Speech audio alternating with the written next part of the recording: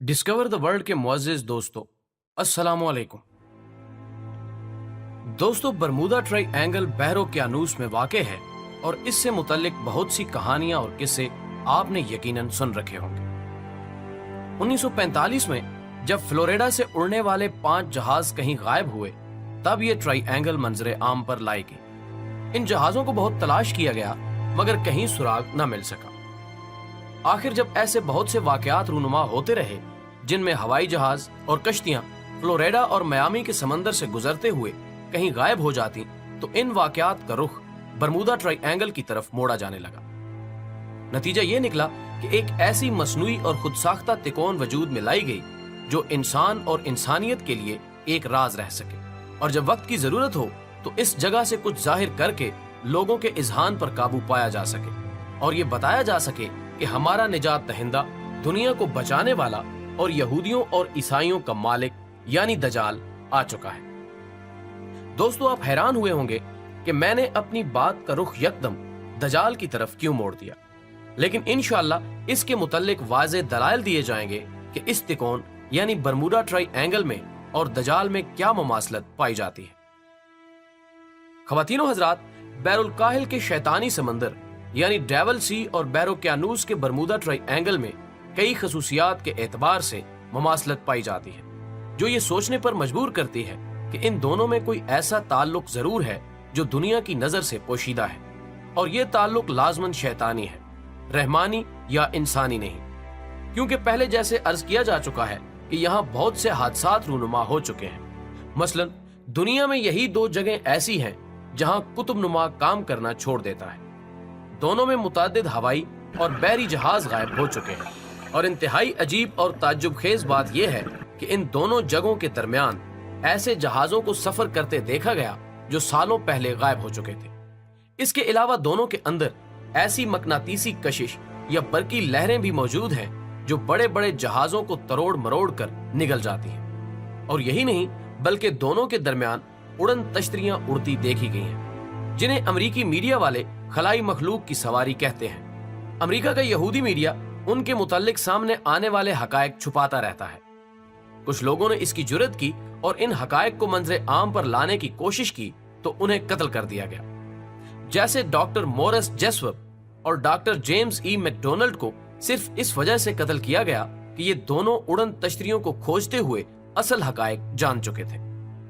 नाज़रीन गिरामी, दोनों जगहों को खासो अवाम कदीम जमाने से शैतान से मंसूब करते हैं, और यहाँ ऐसी कुव्वतों की कारस्तानियों के कायल हैं जो इंसानियत की खैरखा नहीं है, लेकिन इनके इर्द गिर्द इसरार के पर्दे आवेजा कर दिए गए हैं। और मीडिया जो बाल की खाल और खाल की खाल उतार देता है, वो इस राज को क्यों छुपा रहा है? इन बातों की हकीकत सिवाय मुखबर सादिक नबी अकरम सल्लल्लाहु अलैहि वसल्लम के सिवा किससे पूछी जाए?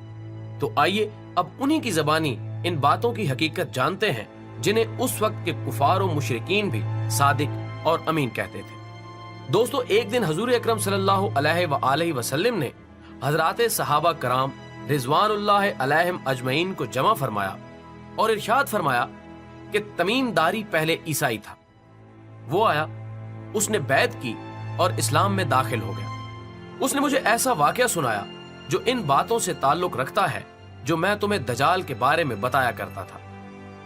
उसने मुझे बताया कि वो लखम और जजाम कबीले के 30 आदमियों के हमरा समंदर के सफर पर बहरी जहाज में रवाना हुआ। समंदर की लहरें यानी तूफान के सबब उन्हें महीना भर तक इधर उधर धकेलती रही, यहां तक कि वो एक जजीरे में पहुंच गए।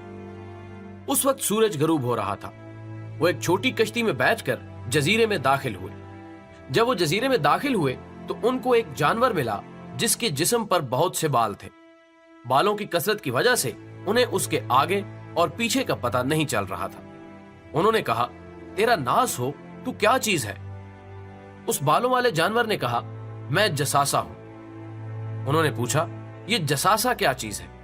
जवाब मिला, ऐ लोगो, खानका मुराद घर में मौजूद उस आदमी की तरफ जाओ, वो तुम्हारी खबरें सुनने का बड़े तजस्सुस से इंतजार कर रहा है।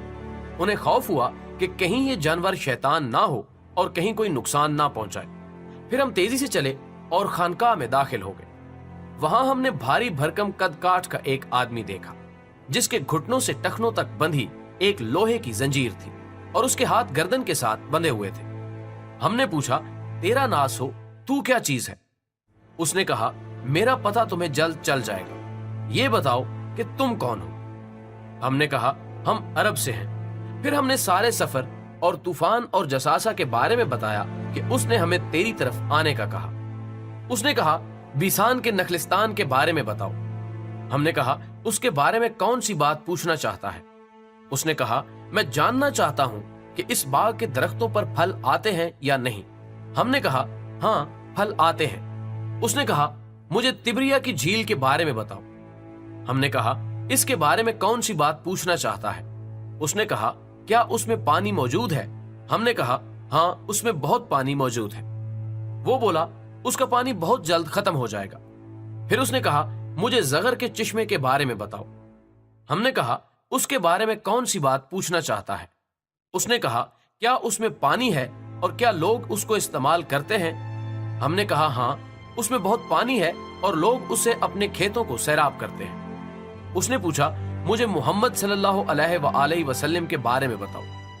हमने कहा कि वो मक्का से निकलकर यसरब यानी मदीना आ गए।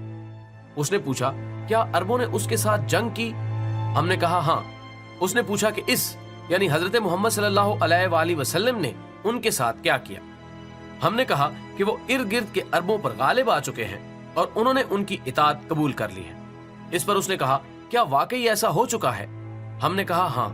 फिर उसने कहा, उनके लिए बेहतर यही है कि वो इसकी इताअत कबूल कर ले। अब मैं तुम्हें अपने बारे में बताता हूं। मैं दजाल हूं, मुझे अनकरीब खरूज की इजाजत मिल जाएगी। नाज़रीन गिरामी, इस हदीस से मालूम हुआ कि दजाल पैदा हो चुका था और अब वो अपनी रिहाई का मुंतजिर है।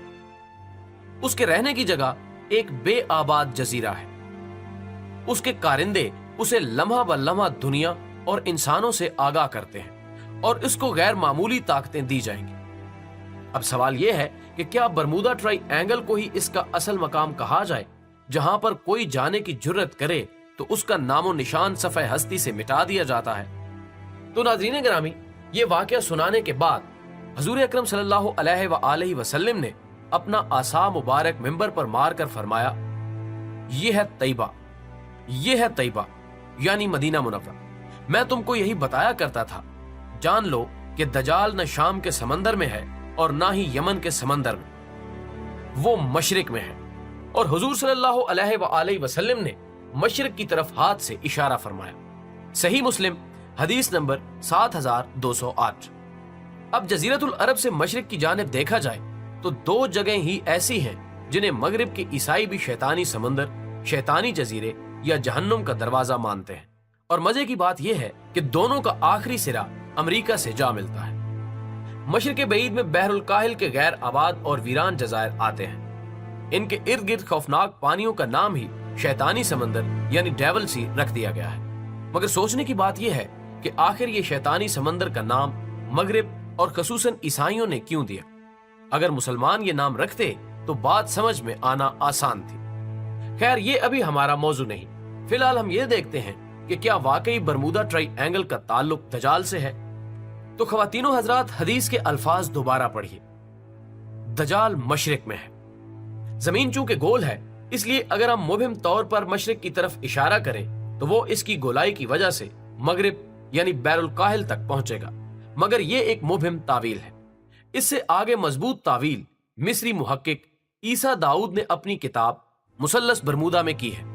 वो लिखते हैं कि पहले दजाल बैरुल काहिल के इन बेआबाद और वीरान जजायर में था और हजूर नबी अकरम सल्लल्लाहु अलैहि वसल्लम के विसाल तक वो बेड़ियों में जकड़ा हुआ था।